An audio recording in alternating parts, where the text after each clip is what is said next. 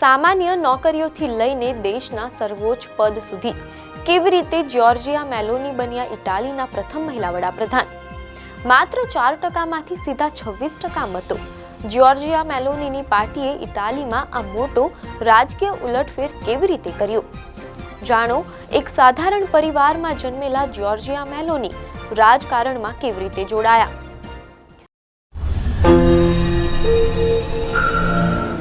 નમસ્કાર દર્શક મિત્રો, ધ લોકસત્તા શોમાં આપનું સ્વાગત છે.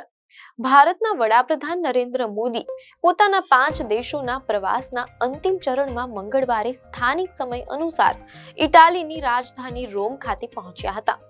આ હાઈ પ્રોફાઇલ મુલાકાત અંગે સોશિયલ મીડિયા પ્લેટફોર્મ એક્સ પર માહિતી આપતા વડાપ્રધાન મોદીએ જણાવ્યું હતું કે તેઓ રોમ પહોંચી ગયા છે, જ્યાં તેઓ ઇટાલીના રાષ્ટ્રપતિ સેર્જો માત્તારેલા અને વડાપ્રધાન જ્યોર્જિયા મેલોની સાથે મુલાકાત કરશે અને બંને દેશો વચ્ચેના અનેક મહત્વના મુદ્દાઓ પર વિગતવાર ચર્ચા વિચારણા કરશે.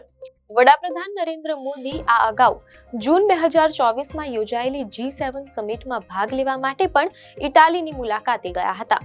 ભારતીય વડાપ્રધાનના આ પ્રવાસ દરમિયાન ઇટાલીના વડાપ્રધાન જ્યોર્જિયા મેલોનીએ પણ સોશિયલ મીડિયા પ્લેટફોર્મ એક્સ પર વડાપ્રધાન નરેન્દ્ર મોદી સાથેની એક તસવીર શેર કરીને તેમનું ઉષ્માભર્યું સ્વાગત કર્યું હતું. ભારતીય વડાપ્રધાનના આ પ્રવાસ દરમિયાન ઇટાલીના વડાપ્રધાન જ્યોર્જિયા મેલોનીએ પણ સોશિયલ મીડિયા પ્લેટફોર્મ એક્સ પર વડાપ્રધાન નરેન્દ્ર મોદી સાથેની એક તસવીર શેર કરીને તેમનું ઉષ્માભર્યું સ્વાગત કર્યું હતું.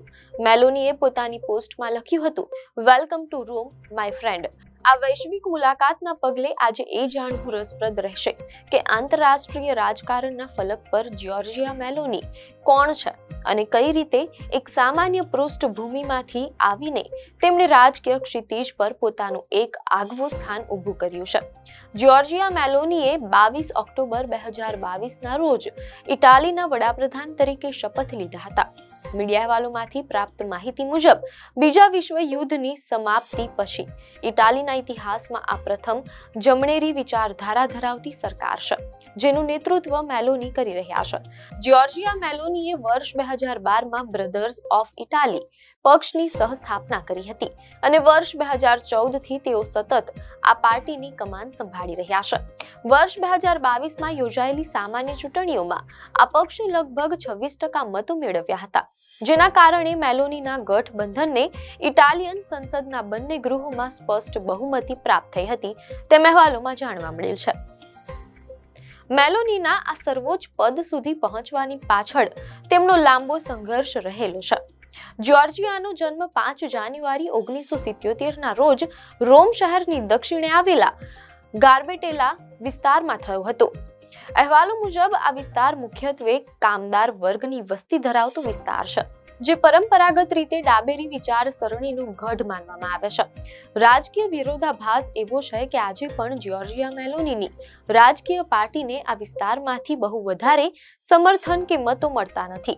મીડિયા અહેવાલોમાંથી જાણવા મળેલ છે કે આર્થિક તંગીના કારણે જ્યોર્જિયા મેલોની માટે યુનિવર્સિટીનો ઉચ્ચ અભ્યાસ કરવો શક્ય નહોતો.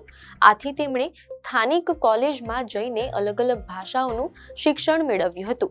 પોતાના જીવન નિર્વાહ અને ખર્ચને પહોંચી વળવા માટે તેમણે શરૂઆતના દિવસોમાં રેસ્ટોરન્ટમાં વેઇટરેસ તરીકે સેવાઓ આપી હતી અને બાળકોની સંભાળ રાખવા માટે બેબી સિટિંગ જેવા નાના મોટા કામો પણ કર્યા હતા. તેઓ જ્યારે કોલેજમાં અભ્યાસ કરતા હતા ત્યારથી જ સક્રિય રાજકારણમાં જોડાઈ ગયા હતા. પોતાના કોલેજના શરૂઆતના સમયગાળામાં જ જ્યોર્જિયા ઇટાલિયન સોશિયલ મૂવમેન્ટની યુવા પાંખના સભ્ય બન્યા હતા.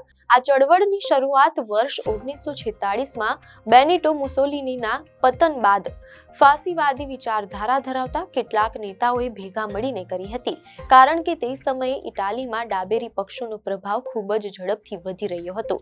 પાછળથી આ Italian social movement national alliance party તરીકે વિકસિત થઈ, જેમાં જ્યોર્જિયાએ વિદ્યાર્થી પાંખના નેતા તરીકે જવાબદારી નિભાવી હતી. વર્ષ 1996માં જ્યારે જ્યોર્જિયા માત્ર 19 વર્ષના હતા અને નેશનલ એલાયન્સ પાર્ટીના કાર્યકર્તા તરીકે સક્રિય હતા, ત્યારે એક ફ્રેન્ચ ટીવી ચેનલ સાથેની મુલાકાતમાં આપેલું તેમનું નિવેદન ભારે ચર્ચામાં આવ્યું હતું.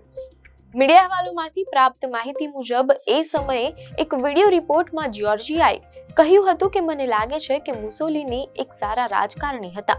તેમણે જે કંઈ કર્યું તે ઇટાલી માટે કર્યું. છેલ્લા 50 વર્ષમાં આપણી પાસે તેમના જેવું રાજકારણી નથી.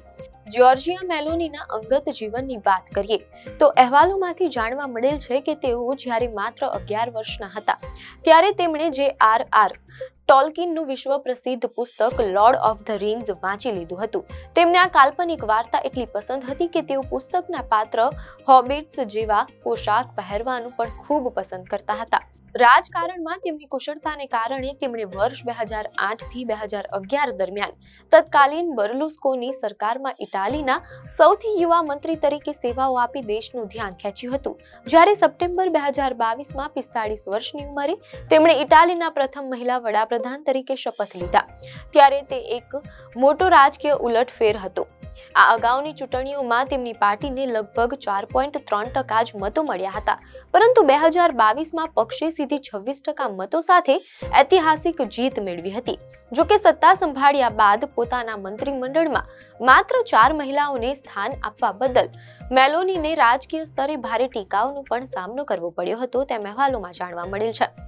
જ્યોર્જિયા મેલોની પોતાના કડક વૈચારિક વલણ માટે જાણીતા છે. મીડિયાના અહેવાલોમાંથી એમ પણ જાણવા મળેલ છે કે જૂન 2021માં સ્પેન ખાતે આપેલા એક પ્રખ્યાત ભાષણમાં તેમણે પોતાના મુખ્ય મુદ્દાઓ સ્પષ્ટ કરતા જણાવ્યું હતું કે કુદરતી પરિવારને પ્રોત્સાહન આપો, આપણી સરહદો સુરક્ષિત કરો, મોટા પાયે ઇમિગ્રેશનનો વિરોધ કરો. તેમના આ જ વલણના ભાગરૂપે તેમણે પોતાના કેબિનેટમાં કુટુંબ નિયોજન મંત્રી તરીકે યુજેનિયા રોસેલાનો સમાવેશ કર્યો છે, જેઓ ગર્ભપાત અને સજાતીય વાલીપણાના કડક વિરોધી માનવામાં આવે છે. જો કે વડાપ્રધાન તરીકે સત્તાના સૂત્રો હાથમાં લીધા બાદ જ્યોર્જિયા મેલોનીના સૂરમાં મોટો બદલાવ જોવા મળ્યો હતો. તેમણે દેશને ખાતરી આપતા સૌ માટે શાસન કરવાનો નવો મંત્ર આપ્યો હતો. આ સાથે જ તેમણે આંતરરાષ્ટ્રીય મંચ પર સ્પષ્ટ કર્યું હતું કે યુરોપ પ્રત્યેની ઇટાલીની વિદેશ નીતિમાં કોઈ પણ પ્રકારનો ફેરફાર કરવામાં આવશે નહીં. એક સામાન્ય આર્થિક પૃષ્ઠભૂમિ અને સામાન્ય નોકરીઓથી લઈને વૈશ્વિક નેતા બનવા સુધીની જ્યોર્જિયા મેલોનીની આ સફર આજે પણ આખા વિશ્વ માટે ભારે ઉત્સુકતાનો વિષય બનેલી છે. આપને માહિતી સારી લાગી હોય તો વિડીયોને લાઈક અને શેર કરજો, ચેનલને સબસ્ક્રાઇબ કરજો.